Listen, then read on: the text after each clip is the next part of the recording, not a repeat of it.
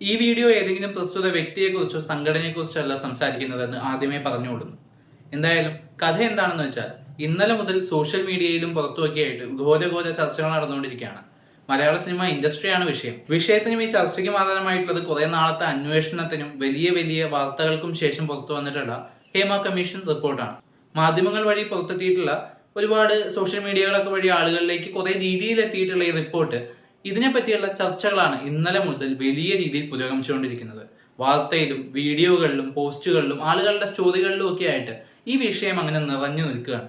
മലയാള സിനിമയെ പറ്റിയിട്ടുള്ള ഒരു വിഷയം അങ്ങനെ ഒഴിവാക്കി വിടേണ്ടതല്ല. തീർച്ചയായിട്ടും ഈ വീഡിയോ ഈ ചാനലിൽ ചെയ്തുകൊണ്ടിരിക്കുന്ന മറ്റ് സിനിമാ റിവ്യൂസിനോട് ബന്ധപ്പെട്ടതല്ലെങ്കിൽ കൂടിയും മലയാള സിനിമയായിട്ട് ബന്ധപ്പെട്ടതായതുകൊണ്ട് തന്നെയാണ് ഇവിടെ അപ്ലോഡ് ചെയ്യുന്നത്. പറയാൻ തോന്നിയ കുറച്ച് കാര്യങ്ങൾ ഇന്നലെ മുതൽ കാണുകയുണ്ടായി. അപ്പോൾ അതിലേക്ക് വരുമ്പോൾ ഈ റിപ്പോർട്ടിനെ പറ്റി സംസാരിക്കുകയാണെങ്കിൽ ആദ്യം തന്നെ പറയാനുള്ളത്, ഒരു ജോലി സ്ഥലം സ്ത്രീക്കും പുരുഷനും മറ്റെല്ലാവർക്കും തുല്യമായ രീതിയിൽ തന്നെ സേഫ് ആക്കി നിർത്തുക എന്നുള്ളത് തീർച്ചയായിട്ടും നിർബന്ധമായും പാലിക്കേണ്ട ഒരു കാര്യമാണ്. എല്ലായിടത്തും സേഫ്റ്റി ആയാലും മറ്റുള്ള കംഫർട്ട്സ് ആയിട്ടുള്ള കാര്യങ്ങളായാലും ഓരോരുത്തരുടെ പ്രൈവസിയും ബേസ് ചെയ്തിട്ടുള്ള കാര്യങ്ങളൊക്കെ ആയാലും കൃത്യമായിട്ടുള്ള റൂൾസ് ആൻഡ് റെഗുലേഷൻസ് ഇവിടെ ഉണ്ട്, ഓൾറെഡി ഉണ്ട്. പക്ഷേ എത്ര സ്ഥലങ്ങളിൽ അത് കൃത്യമായിട്ട് ഫോളോ ചെയ്യുന്നു എന്നുള്ളതാണ് ചോദ്യം. ഇത്തരത്തിലുള്ള ചോദ്യങ്ങളൊക്കെ ഉയർന്നു നിൽക്കുമ്പോഴും പിന്നെ വളരെ വലിയൊരു പ്രമാദമായിട്ടൊരു കേസ് കേരളത്തിൽ സംഭവിച്ചപ്പോഴും നിങ്ങൾക്ക് ഇപ്പൊ തന്നെ പറയുമ്പോൾ മനസ്സിലായിട്ടുണ്ടാവും, ഒരു ആക്രമണ സംഭവം ഉണ്ടായപ്പോഴും മുതൽ കേൾവിയുള്ള ഒരു പേരാണ് ഹേമ കമ്മീഷൻ റിപ്പോർട്ട്. അവിടെ നിന്ന് അങ്ങോട്ടാണ് ഇതിലേക്കുള്ള ഒരു യാത്ര സ്റ്റാർട്ട് ചെയ്തതായിട്ട് ഞാൻ അറിയുന്നത്.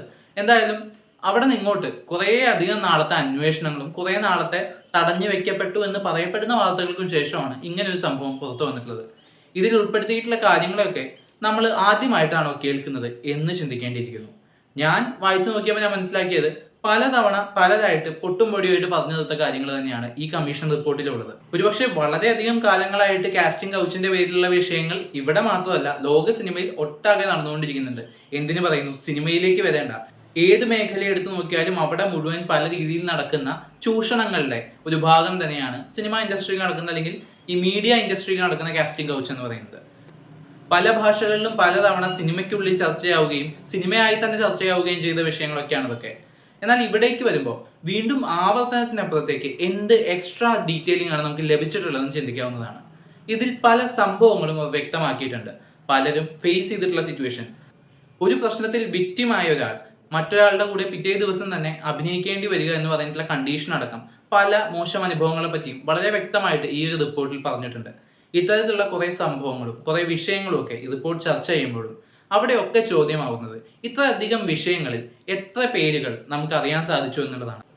വട്ടപൂജ്യമാണ് ഉത്തരം. കാരണം ഇതിൽ ഭാഗമായിട്ടുള്ളവരാരാണെന്നോ അവർക്കെതിരെയുള്ള തെളിവുകൾ എന്താണെന്നോ വ്യക്തമാക്കുന്നതല്ല ഈ റിപ്പോർട്ട്. ഇപ്പോൾ നമുക്ക് കിട്ടിയിട്ടുള്ള ഒരു ഔട്ട്പുട്ട് എന്ന് പറയുന്നത് കുറെ അധികം നാളുകളായിട്ട് അവിടെ നിന്നും ഇവിടെ നിന്നും ഒക്കെ വന്നിട്ടുള്ള അക്യൂസേഷൻസ് ഒരുമിച്ച് ഒറ്റ റിപ്പോർട്ടായിട്ട് നമുക്ക് മുമ്പിൽ എത്തി എന്നുള്ളത് മാത്രമാണ്. സിനിമയ്ക്കുള്ളിൽ നടക്കുന്ന ലഹരി ശൃംഖലയെ പറ്റിയും സിനിമയുടെ പിന്നിൽ നടക്കുന്ന ഒരു വലിയ മാഫിയയെ പറ്റിയൊക്കെ പലരും പലയിടത്തും പറഞ്ഞു കേട്ടിട്ടുണ്ട് എന്നതിനപ്പുറത്തേക്ക് നമുക്ക് യാതൊരു അറിവുമില്ല. ഇതെല്ലാം കൃത്യമായി സംഭവിക്കുന്നുണ്ട് എന്നൊരു വ്യക്തത ഈ റിപ്പോർട്ടിലുണ്ടെങ്കിൽ കൂടിയും അത്രയ്ക്ക് അപ്പുറത്തേക്ക് ഇതെന്താണ്, എവിടെ നിന്ന് വരുന്നു, എങ്ങനെ സ്റ്റാർട്ട് ചെയ്ത് എങ്ങനെ പോകുന്നു, ഇതിന്റെ പിന്നിലുള്ളത് ആരൊക്കെയാണ് എന്നുള്ളതിനെ പ്രമുഖൻ എന്ന ഒറ്റ വാക്കിൽ ഒതുക്കിയാണ് ഇവർ പൂർണ്ണമായിട്ട് കവർ ചെയ്യുന്നത്. പ്രമുഖ നടന്മാരും എന്നിങ്ങനെ പറഞ്ഞ് സിനിമ മുഴുവൻ പ്രമുഖരുടെ കൺട്രോളിലാണ്. ഈ പ്രമുഖരെ വെളിച്ചത്ത് കൊണ്ടുവരേണ്ട കാലം അതിക്രമിച്ചു കഴിഞ്ഞു.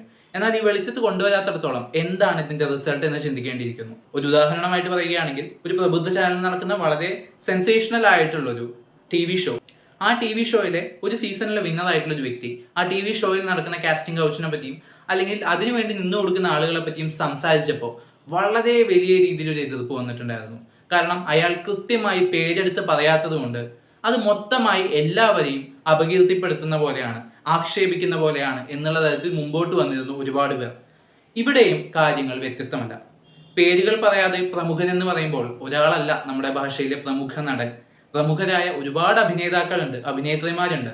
ഇത്തരത്തിൽ ഇത്രയും ആളുകൾ, ഇത്രയും അഭിനേതാക്കൾ പ്രമുഖർ എന്ന് പറഞ്ഞിട്ടുള്ള ആ ഒരു വരിക്കുള്ളിൽ ഒതുങ്ങിപ്പോവുകയാണ്. സോഷ്യൽ മീഡിയ വഴി സിനിമ ഇൻഡസ്ട്രിയിൽ വർക്ക് ചെയ്യുന്ന എല്ലാ ആളുകളെയും ആളുകൾക്ക് അടച്ചാക്ഷേപിക്കാനും പരസ്പരം ചെളി വാരി എറിയുന്ന ലെവലിൽ ആരാധകർക്കും അല്ലാത്തവർക്കും ഉൾപ്പെടുത്തിയുള്ള ചർച്ചകൾ ഉണ്ടാവാനും മാത്രമാണ് ഇന്നലെ ഈ റിപ്പോർട്ട് കൊണ്ട് സോഷ്യൽ മീഡിയയിൽ ഉപകാരമുണ്ടായതായിട്ട് കാണാൻ സാധിച്ചത്. പേഴ്സണലി അത് വളരെ വിഷമമുണ്ടാക്കുന്ന കാര്യമാണ്. ഇത്തരത്തിലുള്ളൊരു വിഷയം വരുമ്പോൾ അതിന്റെ സീരിയസ്നെസ് എന്താണെന്നും അതിൽ നിന്ന് നമ്മൾ എടുക്കേണ്ട മുമ്പോട്ട് പോകേണ്ട ചുവടുകൾ എന്താണെന്നും ചിന്തിക്കേണ്ടടുത്ത് ആളുകൾ പരസ്പരം തർക്കിക്കുന്നതും ഒരു വിഭാഗത്തെ അല്ലെങ്കിൽ ഒരു ഇൻഡസ്ട്രിയെ പൂർണ്ണമായിട്ട് കുറ്റപ്പെടുത്തുന്നതും മാത്രമാണ് നമുക്ക് കാണാൻ സാധിക്കുന്നത്. ഈ ഇൻഡസ്ട്രിയിൽ അത്രയും വലിയ മോശം കാര്യങ്ങൾ നടക്കുന്നുണ്ടെങ്കിൽ തീർച്ചയായിട്ടും തടയപ്പെടേണ്ടതാണ്. എന്നാൽ അതിനർത്ഥം ഒരിക്കലും അവിടെ വർക്ക് ചെയ്യുന്ന എല്ലാ ആളുകളും അത്തരത്തിലുള്ളവരാണെന്നല്ല. ഈ പേരോ മറ്റു വിശദാംശങ്ങളോ ഉൾപ്പെടുത്താത്ത ഈ ഒരു ചർച്ചയിലേക്ക് മറ്റൊരു വിഷയവും കടന്നു വരാത്തിടത്തോളം സമ്പൂർണ്ണമായിട്ടുള്ള അധിക്ഷേപങ്ങൾ മാത്രമാണ് കമന്റ് ബോക്സുകളിലും പോസ്റ്റുകളും ഒക്കെ ആയിട്ട് നമ്മൾ കണ്ടുകൊണ്ടിരിക്കുന്നത്. ഇത് എന്തുപകാരമാണ് നൽകുന്നത്? ഇന്നും ഇന്നലെയും ആളുകൾ ചർച്ച ചെയ്തുകൊണ്ടിരുന്ന അതേ വിഷയം കൂടുതൽ ഡീപ്പായി ചർച്ച ചെയ്യപ്പെടുന്നു എന്നതിനപ്പുറത്തേക്ക് കൂടുതൽ ആധികാരികമായി അതിനെപ്പറ്റി സംസാരിക്കാൻ അല്ലെങ്കിൽ കൂടുതൽ വ്യക്തമായി കാര്യങ്ങളെപ്പറ്റി നമുക്ക് മനസ്സിലാക്കി തരാനുള്ള ഒരു വിശദാംശങ്ങൾ ഉൾപ്പെടുത്തേണ്ടിയിരുന്നതായിരുന്നു ഈ റിപ്പോർട്ട് എന്നാണ് ഞാൻ ചിന്തിക്കുന്നത്. അല്ലെങ്കിൽ ഇത്തരത്തിലുള്ള ഒരു വസ്തുവിന്റെ പ്രസക്തി എന്താണെന്ന് ചിന്തിക്കേണ്ടിയിരിക്കുന്നു. ഇതുകൊണ്ട് വരാൻ പോകുന്ന മാറ്റങ്ങൾ എന്തായിരിക്കും? മലയാള സിനിമ മുഴുവൻ ഒരാളുടെ കൈപ്പിടിയിലാണ് എന്നുൾപ്പെടെയുള്ള പരാമർശങ്ങൾ അതിലുണ്ട്. അത്രയും ഡീപ്പാണോ കാര്യങ്ങളെന്ന് നമുക്ക് അറിയില്ലെങ്കിൽ കൂടിയും ആ രീതിയിലുള്ള സംഘങ്ങൾ വർക്ക് ചെയ്യുന്നു എന്നുള്ള കാര്യത്തെപ്പറ്റി കുറെ അധികം നാളുകൾക്ക് മുമ്പേ സംസാരിച്ച വളരെ പ്രസിദ്ധരായിട്ടുള്ള നടന്മാർ നമുക്കുണ്ട്. അവരൊക്കെ പലരിൽ നിന്നും വലിയ പ്രശ്നങ്ങൾ ഏറ്റുവാങ്ങേണ്ടി വന്നിട്ടുണ്ട്. പല രീതിയിൽ അവർ സിനിമയിൽ ബുദ്ധിമുട്ടുന്നതായിട്ടും നമ്മൾ കാണാൻ സാധിച്ചിട്ടുണ്ട്. ഇപ്പോഴും സംഭവിക്കുന്നത് എന്തായിരിക്കും?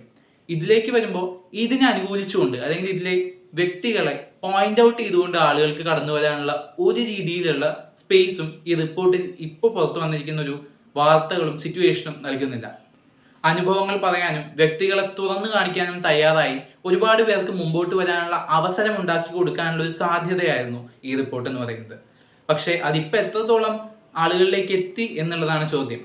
ഒരുപക്ഷെ കൃത്യമായി എത്തേണ്ടിടങ്ങളിൽ പേരുകളോടുകൂടി ഇത് എത്തിയിരിക്കാം. എന്നാൽ അങ്ങനെ ഉണ്ടോ ഇല്ലയോ എന്ന് വ്യക്തമാവുന്നവരെയും നമുക്ക് ഇതിന്റെ പ്രസക്തിയെപ്പറ്റി ചിന്തിക്കേണ്ടിയിരിക്കുന്നു. പല രീതിയിലും ഇതിനെപ്പറ്റിയൊക്കെ സംസാരിക്കുമ്പോൾ സെൻസിറ്റീവായി മാറാനുള്ള സാധ്യതകൾ മുന്നിൽ കണ്ടുകൊണ്ട് തന്നെ പല കാര്യങ്ങളും നമ്മൾ ഇത്തരം മീഡിയാസിലൂടെ ഒഴിവാക്കി സംസാരിക്കേണ്ടതുണ്ട്. എന്നാൽ പോലും ഇങ്ങനെ ഒരു റിപ്പോർട്ട് വരുമ്പോൾ അപ്പോൾ ഇത്തരത്തിലുള്ള വിഷയങ്ങളെപ്പറ്റി കൂടുതൽ വ്യക്തമായ തുറന്നടിക്കലുകൾ ഉണ്ടാകും എന്ന് പ്രതീക്ഷിച്ചിരുന്നവർക്കാണ് കൃത്യമായിട്ടുള്ള ഉത്തരമില്ലാതായി പോയത്. പലരും ഇത് ആഘോഷിക്കുന്നത് കണ്ടു. എന്നാൽ ഒരു ദിവസത്തെ ഈ ആക്ഷേപ ആഘോഷങ്ങൾക്കപ്പുറത്തേക്ക് വലിയ രീതിയിലുള്ള മാറ്റമാണ് കൊണ്ടുവരേണ്ടത് എന്ന് ചിന്തിക്കുകയല്ല അവർ ചെയ്യുന്നതെന്ന് തോന്നുന്നു. ഇത് മലയാള സിനിമയിലോ മാത്രം ബാധിക്കുന്ന ഒരു വിഷയമല്ല. എല്ലായിടങ്ങളിലും കൃത്യമായി കൊണ്ടുവരേണ്ട ഒരു മോണിറ്ററിംഗ് ആണ്. എല്ലാ ജനറലിലുള്ളവർക്കും അല്ലെങ്കിൽ എല്ലാവർക്കും കൃത്യമായിട്ടുള്ള രീതിയിൽ അവിടെ കിട്ടേണ്ട സൗകര്യങ്ങളും സ്ഥാനവും കിട്ടുന്നുവെന്നുള്ളത്. സിനിമ പോലെ ഇത്രയധികം ആളുകൾ വർക്ക് ചെയ്യുന്ന ഒരു മേഖലയിലേക്ക് വരുമ്പോൾ ഒരാളുടെ പ്രാഥമിക ആവശ്യത്തിന് പോലും കൃത്യമായിട്ട് അവർ ബുദ്ധിമുട്ടുന്നു എന്ന് പറയുന്ന ഒരു സിറ്റുവേഷൻ ആണുള്ളതെങ്കിൽ തീർച്ചയായും അത് ചൂണ്ടിക്കാണിക്കപ്പെടേണ്ടതാണ്, അത് മാറ്റേണ്ടതാണ്. കൃത്യമായിട്ടുള്ള ഒരു മോണിറ്ററിംഗ് അവിടെ കൊണ്ടുവരിക എന്നത് ആവശ്യമുള്ള കാര്യമാണ്. എന്നാൽ ഇവിടേക്ക് വരുമ്പോൾ ശുപാർശകൾ എന്തൊക്കെയാണ്? ഈ ഹേമ കമ്മീഷൻ റിപ്പോർട്ടിലെ ശുപാർശകൾ വരുന്നത് ഇങ്ങനെയൊക്കെയാണ്. സ്ത്രീകൾക്ക് 30% സംവരണം സിനിമയിൽ ഏർപ്പെടുത്തുക, സ്ത്രീകളെ ശക്തി കേന്ദ്രങ്ങളാക്കിയിട്ടുള്ള സിനിമകൾ നിർമ്മിക്കുക, കൂടുതൽ സ്ത്രീ പ്രാതിനിധ്യം സിനിമയിൽ ഉറപ്പിക്കുക എന്നൊക്കെയാണ് ഈ ശുപാർശകളിലെ ആദ്യത്തെ പോയിന്റുകൾ. അവിടെ തന്നെ ഇവർ ഉദ്ദേശിക്കുന്നത് എന്താണെന്ന് വ്യക്തമല്ലാതാവുകയാണ്. സിനിമ എന്ന മീഡിയം എന്താണെന്നോ സിനിമ എവിടെ നിന്ന് തുടങ്ങി എവിടെ അവസാനിക്കുന്നെന്നോ ചിന്തിക്കാതെയാണോ ഇങ്ങനെയുള്ള ശുപാർശകൾ മുമ്പോട്ട് വെക്കുന്നത്? ശേഷമുള്ള പോയിന്റുകൾ കൃത്യമായി സമത്വത്തെക്കുറിച്ചും ഇത്തരത്തിലുള്ള വിഷയങ്ങളെക്കുറിച്ചും ആളുകളെ മനസ്സിലാക്കിപ്പിക്കുക എന്നുള്ളതാണ്. അത് തീർച്ചയായിട്ടും ആവശ്യമുള്ള കാര്യമാണ്. ഓരോ സ്ഥലങ്ങളിലും കൃത്യമായിട്ട് അതിന്റെ ബോധവൽക്കരണം കൊണ്ടുവരുന്നത് വളരെ നല്ല കാര്യമാണ്. എന്നാൽ അതിനേക്കാൾ ഉപരി കൃത്യമായിട്ടുള്ള മോണിറ്ററിങ്ങും ഇതിലുണ്ടാവുന്ന പ്രശ്നങ്ങളെ എക്സ്പോസ് ചെയ്യാൻ കൃത്യമായിട്ടുള്ള മീഡിയംസും അവർക്ക് വേണ്ടി നൽകുക എന്നുള്ളതും ഇമ്പോർട്ടൻ്റ് ആയിട്ടുള്ള ഒരു കാര്യമാണ്. ഇവിടേക്ക് വരുമ്പോൾ ഈ സംവരണം കൊണ്ട് എന്തെങ്കിലും ഉപകാരം ഉണ്ടാവുമെന്ന് ഞാൻ വിശ്വസിക്കുന്നില്ല. അതിന് എനിക്ക് എൻ്റെതായിട്ടുള്ള കാരണങ്ങളുണ്ട്. സിനിമ അറിയാവുന്ന എല്ലാവർക്കും അവരുടേതായിട്ടുള്ള കാരണങ്ങൾ ഈ വിഷയത്തിലുണ്ടായിരിക്കും. അപ്പോൾ ഇത്തരത്തിലുള്ളൊരു വലിയ പ്രശ്നം പുറത്തേക്ക് തുറന്നു കാണിക്കുമ്പോൾ അത് വരേണ്ട രീതി ഇങ്ങനെ ആയിരുന്നില്ല, അതിൻ്റെ രൂപഘടന ഇത്രയും ചെറുതാവരുതായിരുന്നു എന്നുള്ളൊരു അഭിപ്രായമാണ് എനിക്കിപ്പോൾ തോന്നുന്നത്. എന്നാൽ കൂടുതൽ വിശദാംശങ്ങളിലേക്ക് വരുമ്പോൾ ഇത് കൃത്യമായി എത്തേണ്ടടുത്ത് എത്തിയിട്ടുണ്ടെങ്കിൽ ഇനി ഉണ്ടാവാൻ സാധ്യതയുള്ള വലിയ റെവല്യൂഷൻ ഒരുപക്ഷെ എന്താണെന്ന് നമുക്ക് പ്രെഡിക്റ്റ് ചെയ്യാൻ സാധിക്കില്ല. അതിനെ പൂർണ്ണമായും അവിടെ നിലനിർത്തിക്കൊണ്ട് തന്നെ അങ്ങനെ സംഭവിക്കട്ടെ എന്ന് ആഗ്രഹിച്ചുകൊണ്ട് തന്നെ ഇപ്പോഴുള്ള ഈ ചർച്ചകളൊക്കെ എത്രത്തോളം അടിസ്ഥാനമുള്ളതാണ്, അല്ലെങ്കിൽ എന്താണ് ഈ ചർച്ചകളിലേക്ക് അവസാനം എന്നുള്ളതിനെ കുറിച്ച് നമ്മൾ ചിന്തിക്കേണ്ടിയിരിക്കുന്നു. ഇത്തരം കാര്യങ്ങൾ മുമ്പ് നമ്മുടെ ചാനൽ വീഡിയോസിലെ വിഷയങ്ങളായി വന്നിട്ടില്ല. ഒരുപക്ഷെ റിവ്യൂസ് മാത്രം മതി എന്ന് തീരുമാനിച്ചതുകൊണ്ട് തന്നെ ആയിരിക്കാം. കഴിഞ്ഞ ദിവസം ഉണ്ടായിട്ടുള്ള പേഴ്സണൽ ചർച്ചയിൽ ഒരു സുഹൃത്ത് പറഞ്ഞതിൽ നിന്നുമാണ് ഇത്തരത്തിലുള്ള വിഷയങ്ങൾ അറിയാവുന്നതാണെങ്കിൽ എന്തുകൊണ്ട് സംസാരിച്ചുകൂടാ എന്നുള്ളൊരു ആശയം എനിക്കുണ്ടായത്. അപ്പോൾ ഈ വീഡിയോ ചെയ്യാൻ ഇൻസ്പിറേഷൻ ആയിട്ടുള്ളത് ആ സുഹൃത്ത് തന്നെയാണ്. പറയേണ്ട കാര്യങ്ങൾ ഇവിടെ പറയാൻ സാധിക്കുമെങ്കിൽ, കുറച്ചുകൂടി ആളുകളിലേക്ക് അത് എത്തിക്കാൻ സാധിക്കുമെങ്കിൽ പറഞ്ഞു നോക്കാം എന്ന് വിചാരിച്ചിട്ട് തന്നെയാണ് ഈ വീഡിയോ ചെയ്യുന്നത്. അപ്പോൾ ഈ വീഡിയോയെക്കുറിച്ചുള്ള അഭിപ്രായങ്ങൾ നിങ്ങൾ കമന്റ് ബോക്സിലൂടെ രേഖപ്പെടുത്തുമെന്ന് വിശ്വസിക്കുന്നു. അപ്പോൾ നമുക്കിനി മറ്റൊരു വീഡിയോയുടെ വീണ്ടും കാണാം. ബൈ.